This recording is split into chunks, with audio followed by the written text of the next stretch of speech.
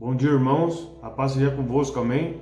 Hoje aqui estaremos estudando 2 Coríntios, que é a nossa lição 14, que temos aqui por base bíblica 2 Coríntios, capítulo 4, verso 5 ao verso 6.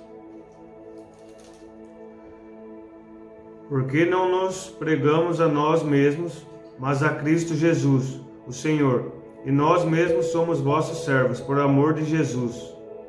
Porque Deus, que disse que das trevas resplandecesse a luz, é quem resplandeceu em nossos corações, para a iluminação do conhecimento da glória de Deus, na face de Jesus Cristo. Amém? Qual é, irmãos, nesta manhã o alvo da nossa lição? É saber entender as circunstâncias e as necessidades que levaram Paulo a escrever 2 Coríntios. Amém? Estarei fazendo aqui uma breve oração, então, para o Senhor estar abençoando a nossa aula. Soberano Deus e eterno Pai, nesta manhã, Senhor, eu lhe peço, que o Senhor venha poderosamente falar conosco, através aqui, Senhor, desse estudo, Pai, de 2 Coríntios, dessa aula que o Senhor tem preparado aqui para nós, que através da Tua palavra o Senhor venha falar poderosamente em nossas vidas. Amém. Com tom bastante pessoal, 2 Coríntios é apontada como uma autobiografia de Paulo, pois revela a mente e o coração do apóstolo dos gentios. A epístola é uma mistura de sentimentos, alegria pelo ministério, sofrimento no desenvolver da obra evangelística e tristeza pela desconformidade da igreja em relação ao seu apostolado. 2 Coríntios contém menos ensino sistemático e mais expressões pessoais. Por isso, a epístola não possui estrutura tão clara como 1 Coríntios, mas nenhuma outra epístola permite uma visão tão clara da carreira de Paulo quanto 2 Coríntios. Nossa visão panorâmica. Informações básicas. Grupo: Epístolas Paulinas Eclesiásticas. Autor: Paulo. E a data: 57 anos depois de Cristo. Local: Macedônia. 2 Coríntios foi escrito da Macedônia, pouco tempo depois de 1 Coríntios. A data mais provável é 57 anos depois de Cristo. Depois de escrever 1 Coríntios, Paulo ficou em Éfeso por algum tempo até que o grande distúrbio popular acerca da deusa Diana tornou essencial a sua saída dali. Possivelmente antes de sair de Éfeso, Paulo fez uma rápida viagem a Corinto, durante a qual foi pessoalmente injuriado, fato que o levou a escrever 2 Coríntios. Paulo estava preocupado quanto à maneira que a igreja de Corinto havia recebido a epístola anterior, 1 Coríntios. Querendo saber a respeito da repercussão de suas repreensões, ele enviou Tito a Corinto. Durante a terceira viagem missionária de suas repreensões, ele enviou Tito a Corinto. Durante a terceira viagem missionária em Filipos, Tito o informou que a maioria da igreja havia recebido as instruções com bom espírito, mas alguns duvidaram dos seus motivos e chegaram mesmo a negar o seu apostolado, dizendo que ele não tinha as credenciais necessárias a um apóstolo. Talvez pensassem assim porque ele não havia pertencido ao grupo original dos 12. Nessas circunstâncias, Paulo escreveu 2 Coríntios. Ele tinha em mente a gratidão pela resposta positiva da igreja à sua liderança, o preparo da igreja para a terceira visita e a refutação aos falsos mestres judeus itinerários. Alvo: cristãos em Coríntios. Versículo-chave: 2 Coríntios, capítulo 3, verso 5 ao verso 6.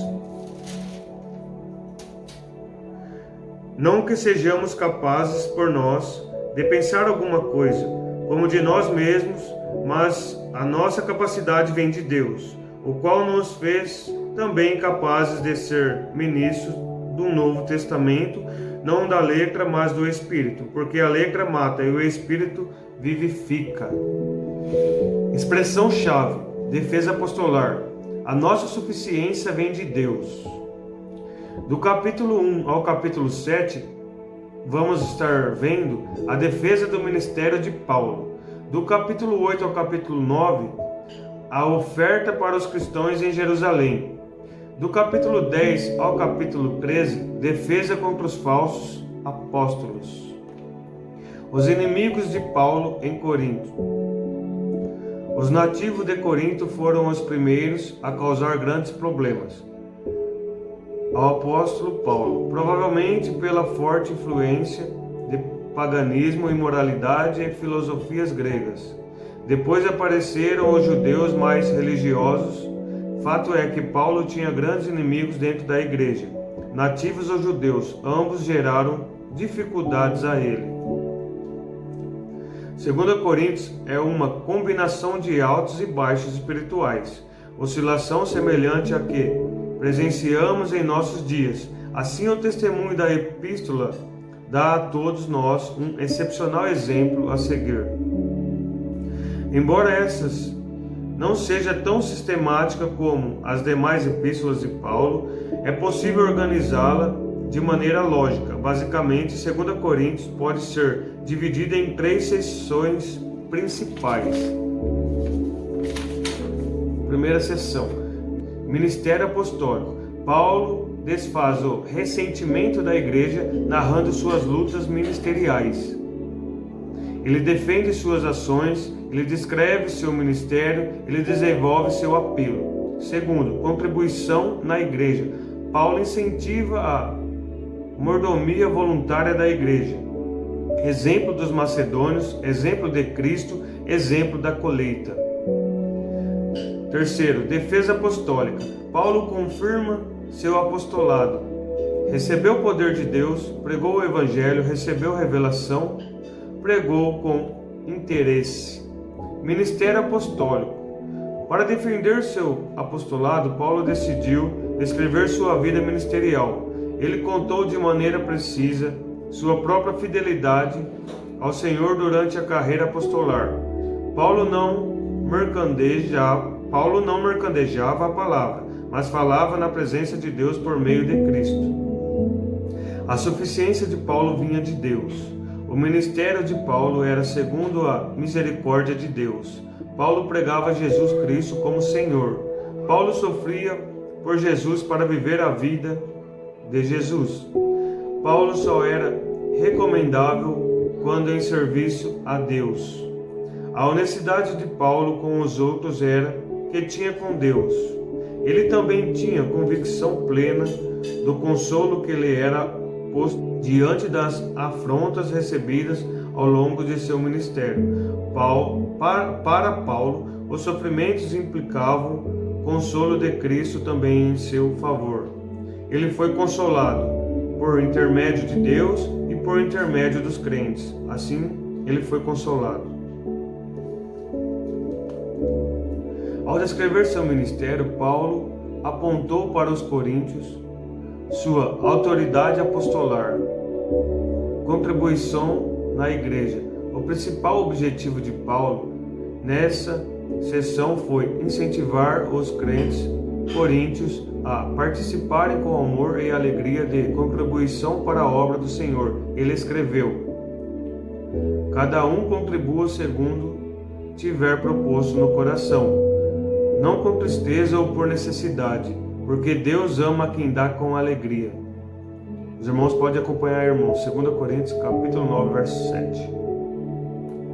Paulo descreve a natureza da contribuição dos crentes: a generosidade, a voluntariedade, a participação, a obediência, o amor, a responsabilidade, a prontidão, a proporcionalidade, a boa vontade, a igualdade e a alegria.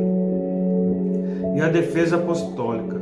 Em sua defesa, Paulo escreve: e é por intermédio de Cristo que temos tal confiança em Deus, não que por nós mesmos sejamos capazes de pensar alguma coisa, como se partisse de nós. Pelo contrário, a nossa suficiência vem de Deus, o qual nos habilitou para sermos ministros de uma nova aliança.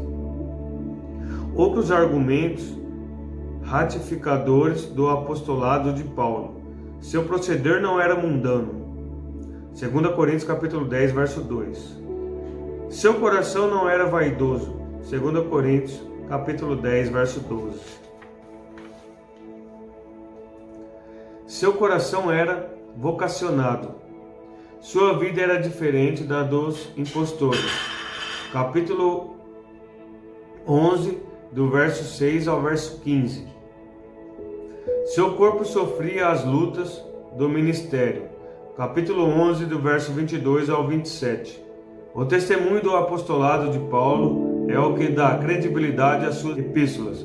Se não cremos que Paulo era apóstolo, como creremos que seus escritos foram inspirados por Deus? Sim, Paulo era apóstolo, e suas epístolas e cartas foram inspiradas por Deus. O irmão pode estar lendo aí em 2 Timóteo, capítulo 13, verso 16 e verso 17. Diz assim: toda escritura divinamente inspirada é proveitosa para ensinar, para redarguir, para corrigir, para instruir em justiça, para que o homem de Deus seja perfeito e perfeitamente instruído para toda boa obra. Amém, irmão? Cristo em 2 Coríntios. O apóstolo Paulo qualifica a Cristo de várias maneiras. Ele qualifica a Cristo como Consolador. Ele qualifica a Cristo como triunfante. Ele qualifica a Cristo como Senhor. Ele qualifica a Cristo como luz. Ele qualifica a Cristo como juiz. Ele qualifica a Cristo como reconciliador. Ele qualifica a Cristo como substituto. Ele qualifica a Cristo como doador de dons. Ele qualifica Cristo como dono de nós. Ele qualifica Cristo como poderoso. Amém, irmãos? Aí aqui, irmãos, eu tenho aqui algumas perguntas aqui para estar fazendo aqui em meditação aí dos irmãos. Deus zela pelos seus. Você agradece a Deus pelo conforto que Ele lhe presta? A aliança do sangue de Cristo é suficiente? Como você reage a essa verdade? Nem sempre entendemos nossas lutas. Como você ora nessas situações? Deus tem o controle e a vontade dele é melhor. Sirva a Deus mesmo no sofrimento. Deus se alegra com contribuições genuínas. Você é contribuinte na sua igreja? Você contribui, irmãos, com alegria, como que acabamos de ler aqui? Paulo sofreu por causa do Evangelho. Você está disposto a sofrer por Cristo? Amém, irmãos? Estarei aqui agora, irmãos, deixando a conclusão aqui para os irmãos. Os irmãos meditem aí nessas perguntas aí ao decorrer da semana. Amém? A saudação final consiste numa exortação para o aperfeiçoamento da igreja em face a tantos problemas. Paulo finaliza a epístola apelando para que a igreja seja unida. Estarei lendo aqui, irmãos. Então aqui para os irmãos, 2 Coríntios, capítulo 13, do verso 13, amém? Diz assim, irmão: Paulo ora para que os coríntios tenham continuamente a experiência da graça de Cristo, da sua presença, poder, misericórdia e consolo, do amor paternal de Deus com todas as suas bênçãos, e da comunhão cada vez mais profunda com o Espírito Santo, sendo essa tríplice realidade uma bênção sempre presente em nossa vida. Nossa salvação está garantida. A palavra do Senhor diz assim, 2 Coríntios capítulo 13, verso 13: a graça do Senhor Jesus Cristo e o amor de Deus e a comunhão do Espírito Santo sejam com vós todos. Amém?